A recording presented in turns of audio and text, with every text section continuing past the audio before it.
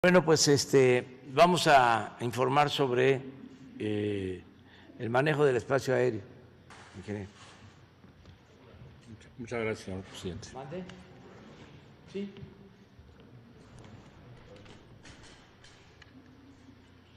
Ocho columnas.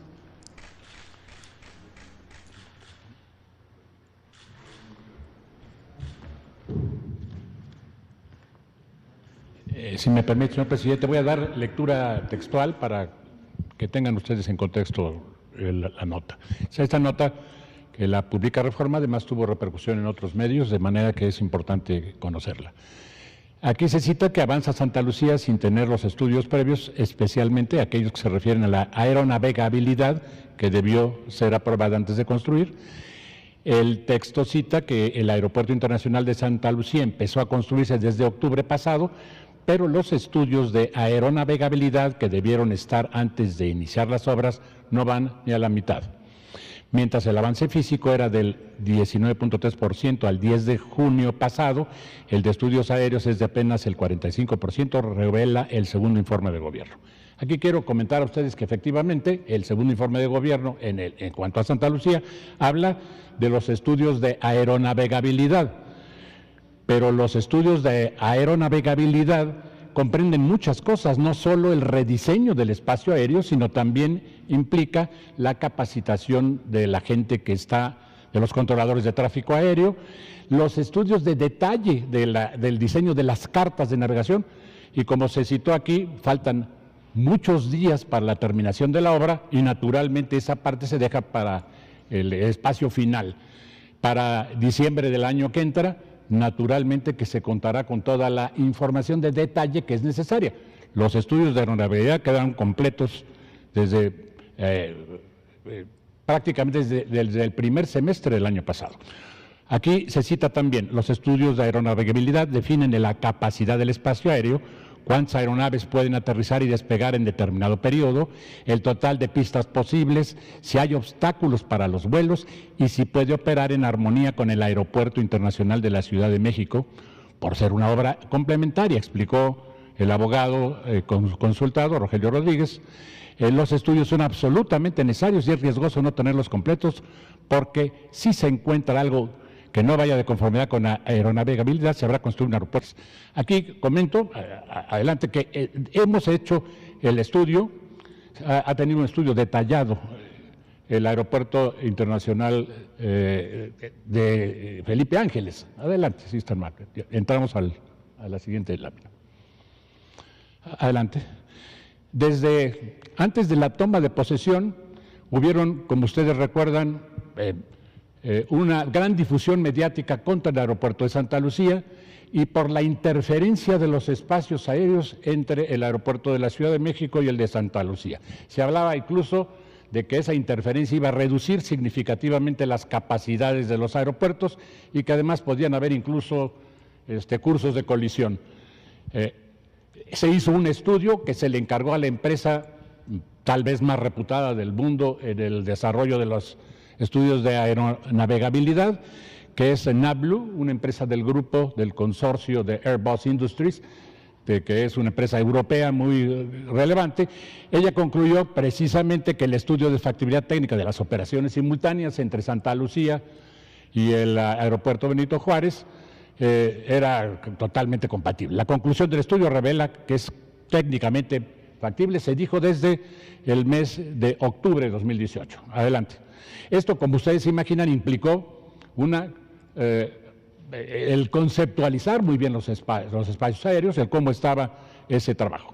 Para mayo del año pasado ya se habían definido con la participación también de NABLU, pero especialmente con nuestros técnicos del CENEAM que estuvieron trabajando desde mucho tiempo antes, la Dirección General de Aeronáutica Civil, el grupo de consultor de aeropuertos de París y el arquitecto maestro, se trabajó en la definición de los umbrales de las pistas, en dónde debieran empezar, qué longitud debieran de tener las pistas, cuáles eran las coordenadas geográficas específicas que debieran de tener, qué desplazamiento debieran de tener las pistas. Se determinó que el rumbo, es decir, la orientación de las pistas, era precisamente la que tenían ya las pistas de Santa Lucía. Ahí existía un aeropuerto y ese aeropuerto estaba funcionando con la capacidad necesaria para las operaciones militares, y especialmente cuando hay contingencias de DN3, pues es muy importante la cantidad de vuelos que realizan.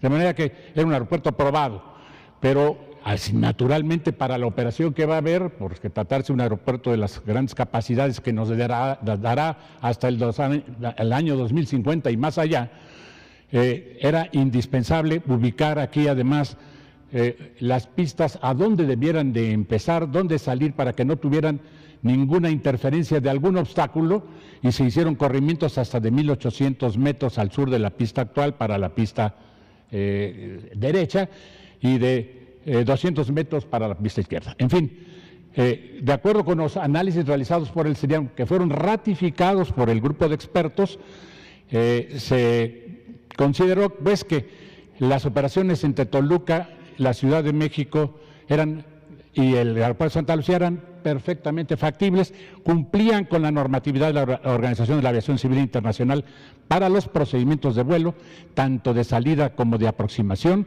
ya que se lograrían gradientes óptimos según los requisitos de performance establecidos. Adelante. Han habido una buena cantidad de publicaciones que además ha sacado la propia empresa esta a la que me refería, en Blue, y aparece pues desde luego la parte de Santa Lucía, de los conceptos operacionales de todo el sistema del Valle de México, y aquí entro en uno de los temas más relevantes de lo que se ha hecho en el rediseño de los espacios aéreos.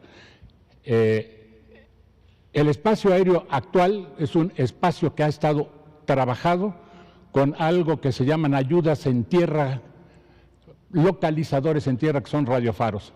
Ahora estamos entrando en una etapa en donde el rediseño del espacio aéreo se usa con coordenadas espaciales definidas con la navegación satelital. Y esto es un gran cambio, una revolución, acorde con lo que es la cuarta transformación, porque le vamos a dar a todo el espacio aéreo un rediseño completo, como lo vamos a ver ahora. Estos estudios han permitido definir muy bien para Santa Lucía, pero también para el aeropuerto de la Ciudad de México, para Toluca, para el de Cuernavaca, para el de Puebla, cuáles van a ser los espacios y cómo se van a vincular con el resto de los aeropuertos del país y los aeropuertos en el extranjero. Adelante. Aquí tienen una imagen a la que pueden ustedes tener acceso desde su teléfono celular, de lo que se llaman los rastreadores de vuelo. Esta es una imagen de un día en donde había, desde luego, las operaciones críticas que hay en las tardes, que habían cuando teníamos las operaciones del año pasado, y aquí pueden ver cómo se va formando una cola que viene desde más allá de San Luis Potosí para ir entrando hacia lo que es la aproximación al área del aeropuerto de la Ciudad de México. Habían vuelos como este que aquí se destaca en azul, vuelos transatlánticos, que además los patrones de espera, los ponemos a hacer patrones de espera antes de incorporarse a la secuencia que aquí se muestra. Bueno, en la imagen de la derecha pueden ustedes observar lo que son las operaciones aéreas, esa madeja que se ve de 24 horas nada más de las llegadas al aeropuerto de la Ciudad de México. Aquí pueden ustedes apreciar que hay un embudo que se va formando en la secuencia de cola de acceso y que todos entran a un lugar que se llama el BOR San Mateo, está en la zona de San Mateo, en el Estado de México. Ahí quedan todos alineados para poder ir incorporándose hacia las pistas 5 derecha o 5 izquierda. Generalmente utilizamos una pista para despegues y otra pista para aterrizaje en el aeropuerto de la Ciudad de México. Adelante. Esto tenía que ser rediseñado. La tecnología moderna, los aviones de la aviación comercial mexicana, por cierto, son aviones que están, tenemos una de las flotas más modernas del mundo, tiene 8 años promedio de antigüedad, tienen toda la tecnología para poder hacer la navegación satelital, operan a aeropuertos en el extranjero y puede hacerse el rediseño perfectamente al que hemos hecho en esta administración. La imagen de la derecha arriba muestra lo que era el diseño del espacio aéreo de los 5 aeropuertos de Londres. Y la imagen de la derecha abajo muestra el rediseño que se tuvo. Parte de estos rediseños, como el triángulo que aparece acá, este abanico, han sido incorporados en el diseño del aeropuerto, del sistema aeroportuario actual. ¿Cuáles son los propósitos que se buscan con el rediseño de este espacio aéreo?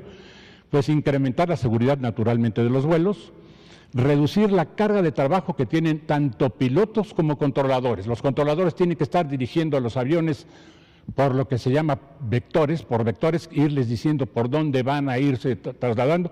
Aquí ya se le define un punto en el espacio, el piloto programa ese punto en el espacio y dirige la operación prácticamente en automático hasta ese lugar, y ya después empieza una conversación, una interacción de comunicaciones aire-tierra simple para ir dando las secuenciaciones últimas que se necesitan, y esto pues tiene grandes beneficios, ¿no? Esto nos permite aumentar además las capacidades del espacio aéreo nacional, permite un gran ahorro de combustible. Ustedes se imaginan que lo que eso representa, ahorros del orden de el 15% de combustible para las aproximaciones al aeropuerto, tanto Felipe Ángeles como el de la Ciudad de México o de cualquiera de los del sistema metropolitano, y tiene una importante reducción en gases de efecto invernadero, en el CO2 y óxidos nitrosos. Adelante. Aquí mostramos a ustedes lo que es una imagen de lo que son las trayectorias de aproximación de los 3 aeropuertos principales del sistema. Como ustedes pueden ver, ahí está también los espacios de protección que se tienen, y como aprecian aquí, este es el Popocatépetl, y es la zona de exclusión del Popocatépetl. Acá está la Sierra del Ajusco, la Sierra de las Cruces, y como pueden observar, no hay ninguna interferencia entre los espacios aéreos. Están perfectamente definidas las separaciones, de manera que además esto hace mucho más segura la operación. Adelante. Esta es una imagen de simulación a máxima capacidad para lo que pudiera ser las operaciones para el año 2050, 30 años de distancia del día de hoy, digamos, a donde se muestra cómo están estos abanicos de acceso. Para darles una idea, un avión accede por alguno de los puntos del norte, puede tomar cualquiera o venirse de forma directa para incorporarse y aterrizar, o puede, si hay una gran carga de aviones que vienen de cualquier otra de las secuencias, puede simplemente trasladarse un poco más y meterse en la secuencia. Y así se puede ir haciendo con todos los aviones. Este es un diseño que tiene escasos 10 años de haber sido incorporado en Noruega, y ya después ha sido incorporado en varios de los aeropuertos de lo que le llaman las metroplexes de Europa, y que lo vamos a tener en el aeropuerto de la Ciudad de México a partir de diciembre de este año, para darles a ustedes una idea de lo que es el rediseño del sistema. Adelante. Bueno, aquí tienen lo que es una simulación rápida. Nuestros controladores de tráfico aéreo han venido trabajando en esto, han estado, además, tenemos pilotos que están en un cuarto haciendo los vuelos, y tenemos a los controladores en otro cuarto, y están capacitados en todas las secuencias de procedimientos que aquí se establecen, ¿no? Los puntos de acceso son estos que están acá, por ejemplo, de un lado y del otro, y luego se les va moviendo de conformidad con la cantidad de aviones que hay en el espacio aéreo. Y lo mismo ocurre con cada uno de esos triangulitos que están ustedes viendo. Aquí tenemos también Toluca, en esta parte, Cuernavaca y el aeropuerto de Puebla. Adelante. Quiero decirles que esto ha sido naturalmente tratado con pilotos, se le ha presentado a los expertos de la Organización Civil Internacional, de IATA, de Canaero, a las aerolíneas nacionales e internacionales, al Colegio de Pilotos Aviadores. Hubieron una buena cantidad de reuniones. Ellos presentaron todas sus objeciones, sus preocupaciones, a dónde veían riesgos. A todas las respuestas, las preguntas se les dio respuesta, se consideraron además las sugerencias que ellos hacían, y hubieron algunas modificaciones al a las coordenadas exactas de alguno de estos puntos. Todas se tomaron en cuenta por parte de los técnicos de CENIAM, por los ingenieros de CENIAM y por los de NABLU, y así se hizo el rediseño del sistema. Adelante. Esta es una muestra de lo que son las cartas de navegación de la zona central. Bueno, les informo que más de 500 cartas de navegación han sido publicadas ya, se encuentran en lo que se denomina el PIA, el Manual de Información Aeronáutica, publicaciones de información aeronáutica. Antes eran unos manuales así gruesos que cargaban los pilotos en sus maletines. Ahora todo esto está digitalizado y ahí tienen las posiciones geográficas a las que me estaba yo refiriendo. Ya hemos editado más de nuevas cartas, más de 50 nuevas rutas aéreas, se ha capacitado a más de 150 controladores aéreos en lo que es todo este nuevo espacio de la zona central. La modificación que se hace al espacio en la zona central implica modificaciones en el resto del país, porque hay cambios que tienen que hacerse para llegar a los puntos de destino, de acceso a la zona metropolitana, y se han reubicado equipos de comunicación aire-tierra, y se están también incorporando equipos de vigilancia automática que permiten posicionar mucho mejor cada uno de los aeronaves en las zonas de aproximación. Adelante. Aquí tienen ustedes lo que son el CONOPS, el concepto operacional con sus rutas de acceso principales a lo que es el sistema. Es una zona amplia, vasta, central. Y aquí mostramos a ustedes las economías que se van a tener en distancias y por lo tanto en combustible. Esto representa pues un rediseño muy ventajoso para las aerolíneas que vuelan a cualquiera de los aeropuertos que están en la zona céntrica, no solo estos a los que me refería, también a Querétaro y a los demás aeropuertos de la zona circunvencina, hasta Acapulco incluso, ¿verdad? Pero todos estos accesos están muy bien armados. Adelante. Tendremos pues economías del orden del 15% de combustible, como les decía a ustedes, con las implicaciones que tiene además ecológicas. En diciembre de 2020, estamos a unos meses de que entre en operación esta primera fase del rediseño del espacio aéreo mexicano. Está, como les digo, como se los he informado a ustedes, es una navegación basada en satélites, ¿no?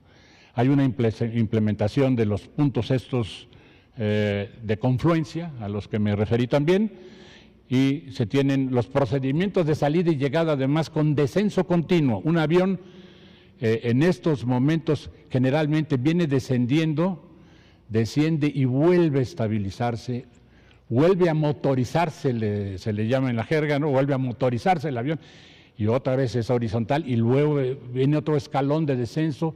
Esto tiene implicaciones en ruido, en combustible, etc. Ahora van a poder descender uniformemente para poder hacer tanto los descensos como los ascensos de una manera mucho más clara con las economías de combustible correspondientes. Adelante. Vamos a ver ahora un video que les da una idea de cómo está este rediseño del sistema.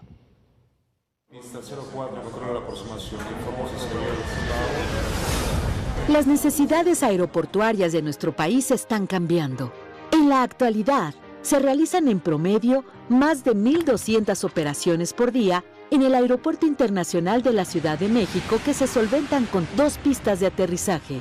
Esto se traduce en demoras, mayor gasto de combustible para las aerolíneas e incremento en el impacto ambiental y sonoro para los habitantes de la zona metropolitana.